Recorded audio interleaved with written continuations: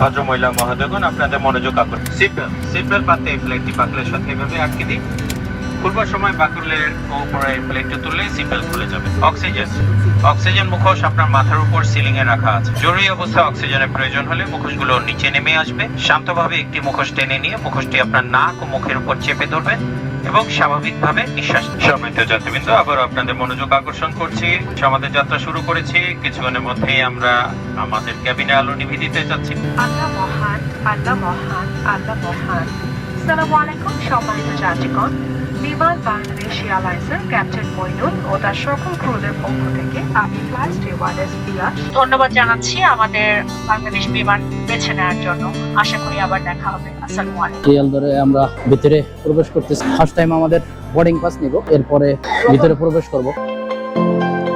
Good morning. আজকে আমাদের জার্নির 8ম দিন এবং শেষ দিন। রাত্র 8:45 আমাদের ফ্লাইট, ফিরতি ফ্লাইট। ত্রিভুবন এয়ারপোর্ট থেকেই আমরা বাংলাদেশে ফিরবো।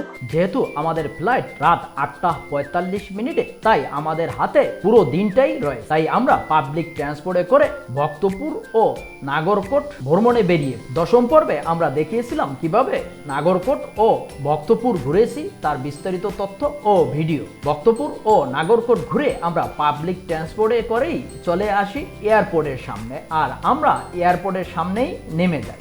এই যে কত সুন্দর সিস্টেম, এখানে রোডের পাশে এই বাস দাঁড়ানোর জন্য একটু বাড়তি স্পেস করে দিয়েছে, যার কারণে এই এয়ারপোর্ট এপাশেই রয়েছে এয়ারপোর্ট। আর আমরা ভক্তপুর থেকে আসছি, যার কারণে আমরা উল্টা পাশে রয়েছি এবং এর ওপাশে যাব এবং আমরা এয়ারপোর্টের ভিতরে চলে যাব। আর আজকে আমাদের লাস্ট কিছুক্ষণের ভিতরেই আমরা বোর্ডিং পাস নেব এবং আমাদের প্লেন 9:30 আর এখন টাইম 5:30। আমরা খাবার খাচ্ছি এবং এটা হচ্ছে আমাদের নেপালের লাস্ট খাবার। বন্ধু, এই যে 1 সপ্তাহ রয়েছে এবং নেপালের খাবারটা কিরকম মনে হয়েছে? না, আমি এটা মনে হয় যে বছর পর বছর খেতে পারবো, আমার কাছে ভালো লাগে। আচ্ছা, নেপালি খাবারটা বাঙালি খাবারের মতোই, বাট আমরা ডাল ভাত আলাদা আলাদা দেই, কিন্তু এখানে ওরকম হয় না। এখানে হয় থালি, নেপালি থালি। সারা জনম খাইলেও দেখা যায় যে পেটে গ্যাস্ট্রিকের সমস্যা হবে না। আমাদের মতো এত তৈল ব্যবহার করে না, যার কারণে বেস্ট খাবারটা যেটা 200 টাকা 220 টাকা বা 250 টাকা হয়ে থাকে, এটা একবারে বেটার। যদিও ওটা মাছ মাংস হয় না, শুধু কয়েক পদের সবজি হয় এবং ডাল টাল এভাবে হয়। আর যদি মাংস খেতে হয়, যেমন আমরা মুরগির মাংস নিয়েছি, 325 টাকা নিতেছে আজকে। এটার বিভিন্ন রেট হতে পারে, দেখা যায় যে কোনো জায়গায় 400 টাকা হবে, কোনো জায়গায় 500 টাকা হবে, 550 হবে, এরকম বিভিন্ন জায়গায় বিভিন্ন রকম হবে। এই থালিটাই আমাদের বাঙালি যারা রয়েছে আমরা তাদের জন্য বেস্ট খাবার। আমরা এপাশে খানা খেয়ে নিয়েছি, কারণ কখন খেতে পারি আল্লাহ পাক ভালো জানে, যার কারণে এপাশের পরিবেশটা দেখেন এরকম। পাবলিক ট্রান্সপোর্ট গুলো খুবই চমৎকার। নাগরকোট এদিকে আর শহর এদিকে। চাইলে আপনারা খরচ কমানোর জন্য এই পাবলিক ট্রান্সপোর্টে করেও শহরের ভিতরে যেতে পারবেন। ওপাশে ছিলাম, ওপাশ থেকে রোড ক্রস করে এপাশে চলে আসছি। এখন বিমানবন্দরের ভিতরে প্রবেশ করতেছি। এটা হচ্ছে ত্রিভুবন ইন্টারন্যাশনাল বিমানবন্দর। আলহামদুলিল্লাহ, আল্লাহর কাছে লাখ লাখ শুকরিয়া যে অলরেডি 2টা বড় বড় ইন্টারন্যাশনাল এয়ারপোর্ট অতিক্রম করার যে সুযোগ আল্লাহ দিয়েছে, আল্লাহর কাছে মহান আল্লাহর কাছে লাখ লাখ শুকরিয়া। ভিতরে প্রবেশ করলে এখানে দেওয়া রয়েছে ডোমেস্টিক, হাতের বামে, ডানে রয়েছে ইন্টারন্যাশনাল। আমাদেরকে বলছে এদিক থেকে যেতে। আমরা ভিতরে যাব, টাইম আমাদের বোর্ডিং পাস নিব, এরপরে ভিতরে প্রবেশ করব। ভিতরে ভিডিও করা নিষেধ রয়েছে। এখানে কি কি হয় আপনাদেরকে ভিতরে যাওয়ার পরে জানাবো। আমরা ইমিগ্রেশন পাস করে একেবারে ভিতরে চলে আসছি। একটা বোর্ডিং পাশে গেট নাম্বার দেওয়া থাকে, আমাদের গেটটা হচ্ছে 8 নম্বর, যদিও আমরা অনেক আগে চলে আসছি। চা খেতে খেতে বন্ধুর সাথে এই 8 দিনের অভিজ্ঞতা জানবো তার এই 8 দিনের এক্সপিরিয়েন্স কিরকম হয়। বন্ধু, কি অবস্থা? আলহামদুলিল্লাহ ভালো। কেমন এক্সপিরিয়েন্সটা কেমন হলো এই নেপালে? তাদের পরিবেশ, বাংলাদেশ থেকে তো অনেক লোক আসছে বা আসতে চায়, হ্যাঁ, এদের পরিবেশ বা টুরিস্ট প্লেস কিরকম, কি মনে হয়েছে? আমরা মনে করি যে বাংলাদেশ থেকে নেপাল একটা গরিব রাষ্ট্র, বা নেপাল একটা ছোটখাটো, বা অতটা তুচ্ছতাচ্ছিল্য করি নেপালকে, কিন্তু নেপালের এত সুন্দর পরিবেশ, পরিষ্কার পরিচ্ছন্নতা, আইন কানুন এবং নিয়ম শৃঙ্খলায় এরা এক অনন্য সভ্য জাতি। বিশেষ করে এই সভ্য জাতি বাংলাদেশ পেতে আরো 2 যুগ লাগবে আমার মনে হয়, তারপরও সংস্কার হবে কিনা সন্দেহ। আমরা তো ভয়ে ছিলাম যে কয়েকদিন আগে সরকার পতন হয়েছে, যে আসবো কি আসবো না, আসবো কি আসবো না, এরকম একটা সিচুয়েশন ছিল। কিন্তু আমরা তো এই 8 দিন নেপালের আনাচে কানাচে কোথাও একটা মিছিল মিটিং ওইরকম কোনো কিছু মনে হয়েছে তোমার কাছে? কোনো মিছিল মিটিং কিছুই নেই, রাজনৈতিক কোনো প্রভাবই নাই এখানে। আর সবচেয়ে বড় কথা হলো এখানে সিটার, বাটপার, টাউটার মানে ঠকবাজ লোক নেপালে খুবই কম। ওরা আপনাকে আসলে যথাযথভাবে মানে যেই পথ যাওয়ার দরকার ওই পথটা ওরা দেখাই দেবে এবং হ্যাসেল খুব কম করবে, কোনো দালাল নাই। এরা আমার যেটা মনে হয়েছে এরা খুবই ফ্রেন্ডলি। আমি তো ফার্স্ট টাইম নেপালে, বিশেষ করে ইন্ডিয়াতে অত বেশি একটা ফ্রেন্ডলি মনে হয় না আমার কাছে। ইন্ডিয়ার হিসাবটা আলাদা, ইন্ডিয়াতে প্রচুর দালাল আছে কিন্তু নেপালে দালাল নেই। হ্যাঁ, তারপরে অন্যান্য দেশে আমি ভিজিট করছি, তার ভিতরে এখানে দেখা যায় যে বাংলাদেশের লোকজন পেলে ওরা মোটামুটি একটু আতিথেয়তা পরায়ণ হয় আর ভালোবাসার ভুক্ত দেশ হিসেবে। এটা কি তুমি কি একমত হবা এটার সাথে? এটার সাথে আমি অবশ্যই একমত, কারণ ওরা যথাযথভাবে খুবই যে জায়গায় যাবেন আপনার সাথে খুবই ভালো ব্যবহার, আন্তরিকতার ভিতর ওদের কোনো কমতি নেই। আর ওরা যে বহির্বিশ্বে ওদের যে একটা আলাদা নাম আছে, বিশেষ করে পর্যটন শিল্প থেকে, এটা আসলে অকল্পনীয় এবং অনেক উন্নত মানের। বন্ধু, তুমি যে এই যে নেপালের ইমিগ্রেশন পাস করছো, কেমন লাগছে তোমার কাছে নেপালের ইমিগ্রেশন? নেপালের ইমিগ্রেশনটা আমি এর আগেও শুনে আছি, যদিও মাত্র 2 মিনিট ইমিগ্রেশন কমপ্লিট, তাই নাকি? কাগজপত্র ওকে দিয়েছি, ঠিক আছে, সিল মারছে, সাইরা দিছি। ঢাকা টু নেপাল, তার ভিতরে মনে হয়েছে যে বাইরের ইমিগ্রেশন গুলো একেবারেই আলাদা। এখানে যে ছোট একটা রাষ্ট্র নেপাল, তাদের ইমিগ্রেশনও ভালো ভালো উন্নত কান্ট্রি ওদের মতো। ধন্যবাদ তোমাকে এক্সপিরিয়েন্স শেয়ার করার জন্য। আমাদের বিমানটির টাইম ছিল 8টা 45 মিনিটে। ঠিক 8টার সময় একটি অ্যালাউন্স ভেসে আসে আর আমাদের বিমানে যাওয়ার জন্য গেট ওপেন করে দেয়। আমরা দুই বন্ধু হাঁটতে হাঁটতে 5 নম্বর গেটের দিকে যাচ্ছি, কারণ আমাদের যাওয়ার পথ হচ্ছে এই 5 নম্বর গেট। 5 নম্বর গেট দিয়ে ভিতরে প্রবেশ করলেই দেখতে পাচ্ছি এখানে একটি গাড়ি দাঁড়িয়ে রয়েছে। বাস দাঁড়িয়ে আছে, বাস দিয়ে আমাদেরকে যেখানে আমাদের বিমানটা রয়েছে সেখানে নিয়ে। মূলত আমাদের বিমানটি এখান থেকে অনেক দূরে রয়েছে, যার কারণে আমাদের এই গাড়িতে উঠতে হবে আর এই গাড়িতে করেই আমাদেরকে নিয়ে যাবে একেবারে বিমানের কাছে। এই গাড়িতে ওঠার পরে দেখতে পাচ্ছি এখানে বাঙালি ছাড়াও অবাঙালিরাও রয়েছে। ট্রানজিট ফ্লাইট হিসেবে তারা ঢাকা অবতরণ করবে এবং এখান থেকে তারা বিভিন্ন রুটে চলে যাবে। অবশেষে আমরা চলে আসি বাংলাদেশ বিমান এয়ারলাইন্সের কাছে আর আমরা এই গাড়ি থেকে নেমে পড়ি। গাড়ি থেকে নামতেই দেখতে পাচ্ছি অনেকে এই বিমানের সাথে ছবি তুলতেছে এবং ভিডিও করতেছে। আমরাও এই সুযোগটা হাতছাড়া করিনি, তবে এখানে দায়িত্বরত যারা রয়েছে তারা এই ভিডিও এবং ছবি তোলার জন্য নিষেধ করতেছে, কিন্তু কেউ কারো কথা শুনতেছে না। যাওয়ার পথেই এই ভিডিও এবং ছবি তুলে নিয়ে থাকে সবাই, আমরাও তাই করলাম। বোর্ডিং পাসে আমাদের সিটটি একেবারে পিছনে দেওয়া ছিল, তাই আমাদেরকে পিছনের সাইড দিয়েই উপরে উঠতে হয়েছে। বোর্ডিং পাসে আমাদের সিট ছিল একেবারে পিছনে, তাই আমরা পিছনে বসি। তবে কেবিন ক্রুদেরকে রিকোয়েস্ট করার ফলে তারা আমাদের সিটটি সামনে নিয়ে দিয়েছে। কিছুক্ষণের ভিতরেই কেবিন ক্রুরা আমাদেরকে দিক নির্দেশনা দিচ্ছে। ভদ্র মহিলা মহোদয়গণ, আপনাদের মনোযোগ আকর্ষণ।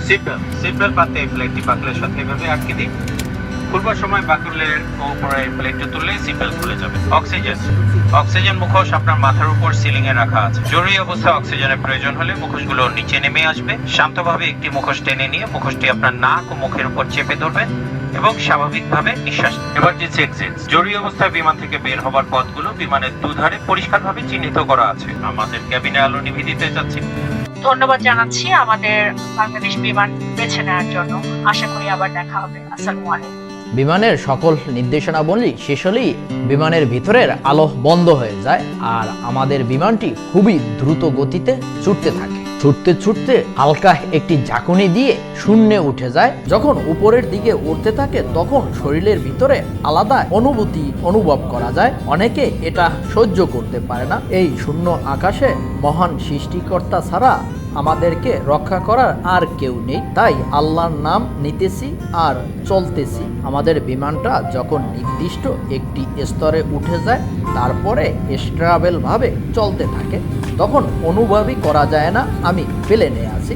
10 থেকে 15 মিনিটের ভিতরে আবার লাইট জ্বলে ওঠে। এবার তারা খাবার সার্ভ করবে আর এই খাবারটা আমরা যে টিকিট ক্রয় করেছি সেটার সাথে ইনক্লুড রয়েছে। তাদের খাবারের ভিতরে রয়েছে 250 ml মজো বা আরসি, 250 ml একটি পানির বোতল, একটি স্যান্ডউইচ, একটি বিস্কুটের প্যাকেট, ম্যাঙ্গো বার, একটা সস আর একটা টিস্যু। আবার শেষ হয়ে গেলে কিছুক্ষণের ভিতরেই আবার অ্যালাউন্স করতেছে আমাদের সিট বেল্ট বেঁধে নেওয়ার জন্য। আর জানালা দিয়ে বাইরে তাকাতেই দেখতে পাচ্ছি মধ্য আকাশ থেকে ঢাকার অপরূপ দৃশ্য।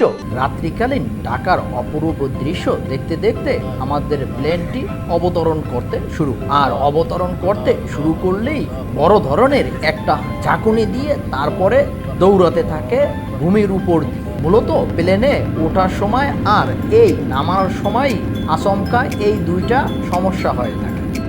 বিমান সম্পূর্ণ থামা এবং ইঞ্জিনের শব্দ বন্ধ না হওয়া পর্যন্ত অবশ্যই সিটবেল্ট বাঁধা অবস্থায় সিটে বসে থাকবেন। সিটবেল্ট বাঁধার সংকেত বন্ধ হবে এবং ক্যাবিনের আলো সম্পূর্ণ জ্বালিয়ে দেওয়ার পরই সিটবেল্ট খুলবেন এবং আমরা সকল প্রস্তুতি নেবেন।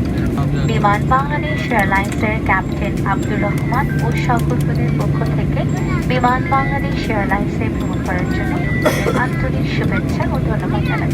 আগামীতে আবারও বিমানে ভ্রমণের আমন্ত্রণ রইল। আল্লাহ হাফেজ। ইনশাআল্লাহ। ফাইনালি 1 ঘন্টা 10 মিনিট পরে আমাদের বিমানটি হযরত শাহজালাল আন্তর্জাতিক বিমানবন্দরে ল্যান্ড করলো। আমাদের বিমানটি ট্রাভেল হলে ভিতরের লাইটগুলো জ্বালিয়ে দিল, সামনে পিছনের দুটা গেট ওপেন করে দিল। সবার মতো করে আমরাও গেট দিয়ে বের হয়ে যাচ্ছি আর আমাদেরকে কেবিন ক্রুরা ধন্যবাদ জানাচ্ছে। প্লেন দিয়ে নামতেই দেখতে পাচ্ছি এখানে একটি গাড়ি দাঁড়িয়ে রয়েছে এবং অন্যান্য যাত্রীরা এই গাড়িতে উঠতেছে। তাদের মতো করে আমরাও এই গাড়িতে উঠে পড়ি, কারণ আমরা যে গেট দিয়ে বের হব গেটটি অনেক দূরে রয়েছে, তাই এই গাড়িতে করেই গেটের কাছে আমাদেরকে যেতে হবে। কয়েক মিনিট চলার পরেই আমাদের গাড়িটি গেটের কাছে চলে আসে। আমরা নেমে হাঁটতে থাকি আর হাঁটতে হাঁটতেই দেখতে পাচ্ছি এখানে একটি গেট রয়েছে যেখানে লেখা রয়েছে international arrival welcome Hazrat Shahjalal international airport. সবার মতো করে আমরাও এই গেট দিয়ে ভিতরের দিকে প্রবেশ করি। এরপর আমাদের ইমিগ্রেশন, যেখানে ভিডিও করা নিষেধ রয়েছে। খুব দ্রুততার সাথেই আমরা ইমিগ্রেশন পাস করে চলে আসি, কারণ আমরা নেপাল থেকে আসছি, এখান থেকে তেমন কিছু আনার নেই, যার কারণে খুব দ্রুতই আমাদের ইমিগ্রেশন শেষ হয়ে যায়। আর এখন আমাদের লাগেজ সংগ্রহ করব, যার কারণে আমরা এই বেল্টের কাছে দাঁড়িয়ে রয়েছি। আমাদের ব্যাগ যখন আসবে আমরা এখান থেকে ব্যাগ সংগ্রহ করে নিব। দীর্ঘ অপেক্ষার পরে ফাইনালি আমাদের ব্যাগটা চলে আসে আমাদের চোখের সামনে, আর আমরা আমাদের টোকেন অনুযায়ী ব্যাগ মিলিয়ে আমাদের ব্যাগটিকে সংগ্রহ করে নেই। এবার বের হওয়ার পালা। এখানে দেখতে পাচ্ছি অনেকে প্লে কার্ড নিয়ে দাঁড়িয়ে রয়েছে, কারণ বিদেশি অনেক পর্যটক আসে। মূলত এরা বিভিন্ন ট্যাক্সি অথবা হোটেলে তাদেরকে রিসিভ করে নিয়ে যায়, তার জন্য তারা এখানে দাঁড়িয়ে রয়েছে। তারপরেই দেখতে পাচ্ছি অনেকগুলো দোকান রয়েছে, মূলত সিম কার্ডের দোকান আর মানি এক্সচেঞ্জের দোকানই বেশি দেখা যাচ্ছে। মূলত এগুলোতে মানি এক্সচেঞ্জ করা হয়, আর যারা হঠাৎ করে বাইরের থেকে আসে সিম কার্ড নিয়ে থাকে। ফাইনালি আমরা দুই বন্ধু হাঁটতে হাঁটতে একেবারে এয়ারপোর্টের বাইরে চলে আসি, আর এবার আমরা দুজন বিদায় নেব।